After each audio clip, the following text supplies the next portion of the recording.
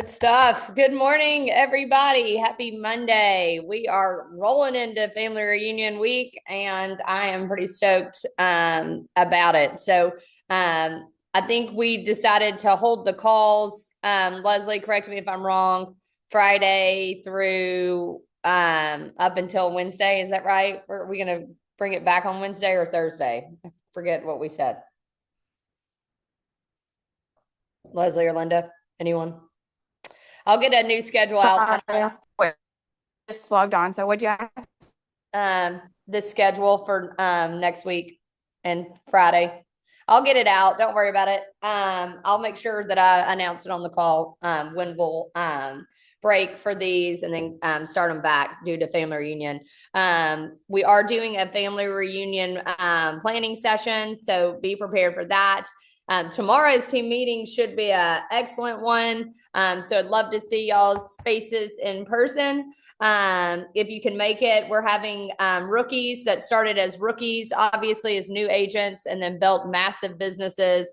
I believe all of them are in the top tier. So Philip Blade is speaking along with Meredith Vesna and also Julian Carney. So we're going to review also the Rookie Real Estate Agent book. For those that don't know, on Keller Inc., there is a book called The Rookie Real Estate Agent. It gives you some models and activities and things to do so that you can accelerate your career in real estate. If you are restarting your real estate career, i.e. you want to level it up, it's still a great time to read that book. So let's make sure that we're developing self and seeing what we can do to accelerate our growth. And then Tuesday after team meeting, we're going to Dorcas's Cordova listing. It's like, I think it's $700,000 or $800,000 home. It's a stunner.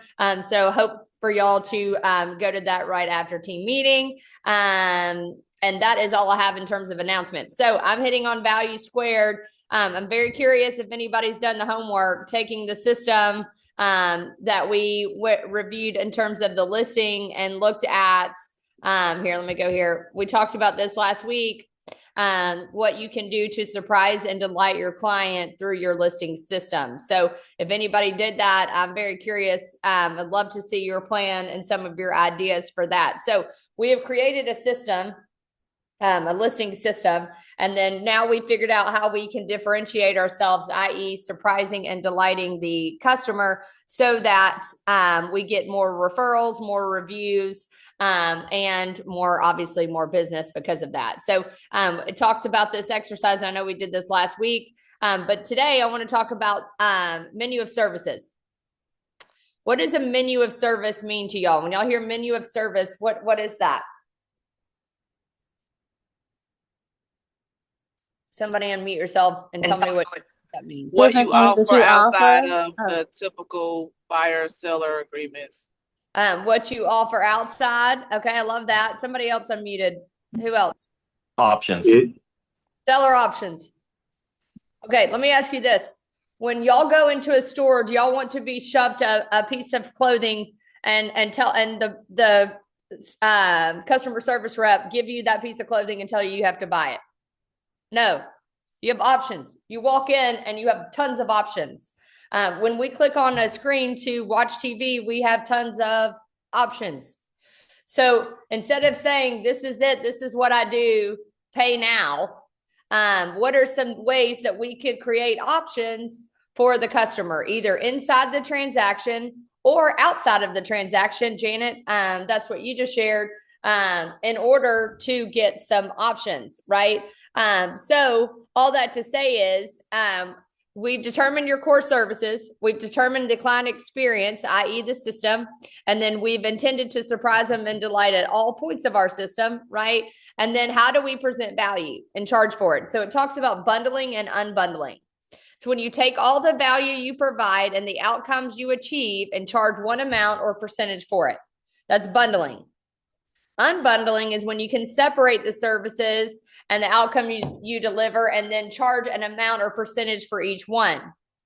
The challenge of breaking the seller side representation into unbundling services that fiduciary representation is critical from the beginning to end, and it must be present within each bundle. So, for instance, I could say, hey, I'm going to give you several different options, and based on those options, my fees are going to look different. For instance, I'm going to come in here and do an initial staging consultation. I'm going to come in here and help you declutter, and that's going to be for this fee. Or I'm going to come in and offer some services for, I'm trying to think, not staging, what am I trying to say? For design work, right? So I will pull my design people in, and if I do that, I'm going to charge this fee. Or I will help finance a project, and I'm going to charge this fee. So like there's all kinds of services. Or when we decide to list it and you want me to go walk your dog, I'm going to go charge this fee. So how can you, instead of just saying, hey, my value is I'm going to do all of these things for free because I don't value my time, therefore I'll do it for free for you. And all of a sudden I am really working extremely hard on providing all these services for a set fee, instead of thinking outside the box and saying, hey, if you want me to do this, I'll do it for this. If you want me to do this, I'll do it for this price. And then I can do it for this price. So within that level of customer service requires different price points. Let me ask you this. When you go into Nordstrom, are you typically going to pay more than you would for Target? Yes or no? You're going to pay more in Nordstrom. Yes. Yeah. Because of what? The experience.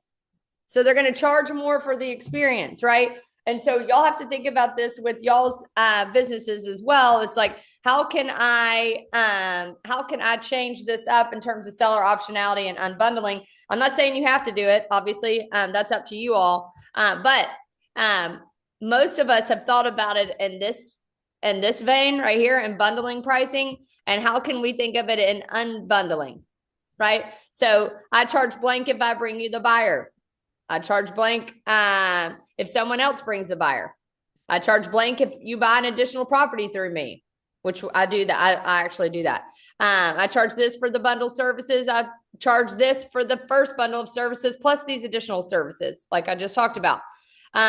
So all that to say is, when you price for services value, the amount you charge is based on the individual or package service that you're providing. This model is often referred to good, better, and best option. You see this thinking at car washes, amusement parks, and financial institution.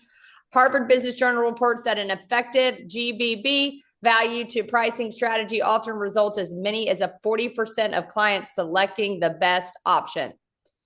They, i.e., are willing to pay more. What are y'all hearing me say in this? Why does seller optionality matter now more than ever?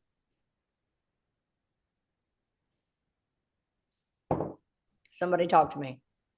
Because now there is a option, buyer also can pay the buyer's agent. Before it was not an option. Yeah, well, I think at the end of the day, if y'all are not real estate agents and somebody came at y'all with this is what it is and you didn't have options, I don't think y'all would like it very much. Right? And so how can you create a menu of services that you'll do this for this amount, this for this amount, and this for this amount? And most of the time they're going to pick the middle or the upper tier.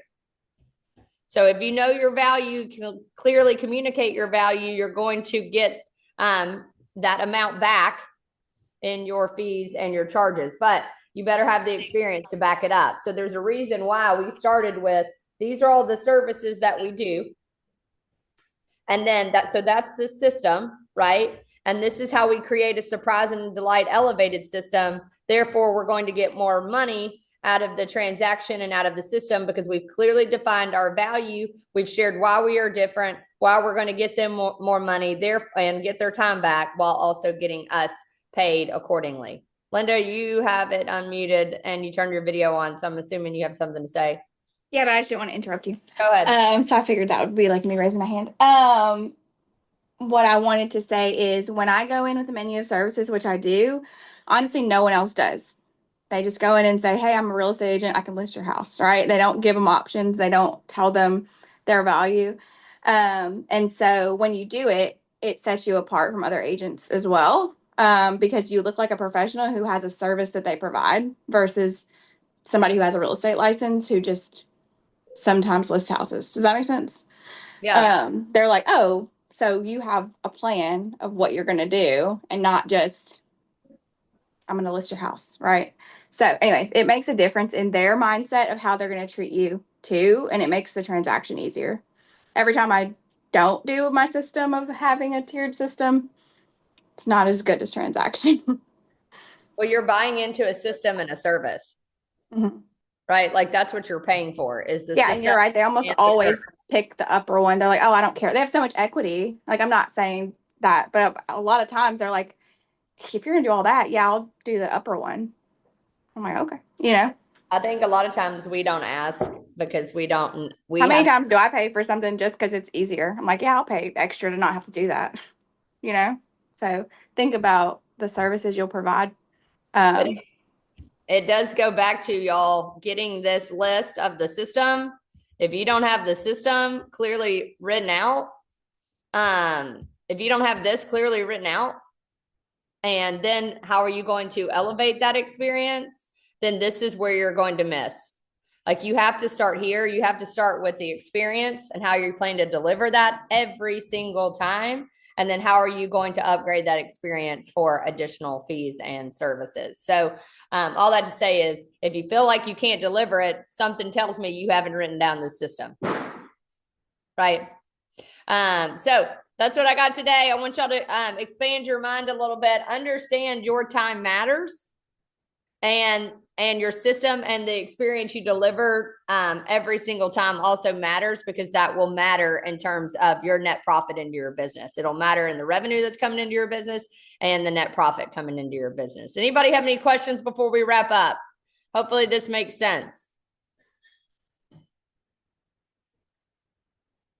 All right, I want y'all to stack value. I want you to build value, and I really want you to expand your mind around this because those that are doing it are typically getting more fees out of the system and the experience. And I didn't say transaction because those that get that look at it as just a transaction and they're just opening doors or they're just going to put a sign in the yard will get paid accordingly. Everybody else will get paid more. So y'all get to decide where you want to live. My goal is that you have a higher GCI this year because of the services and the experience you provide, and you are able to get more referrals with that as well. So let's go double our money. Y'all let me know if you need anything. Make it a good one. Make it count. Bye, everybody.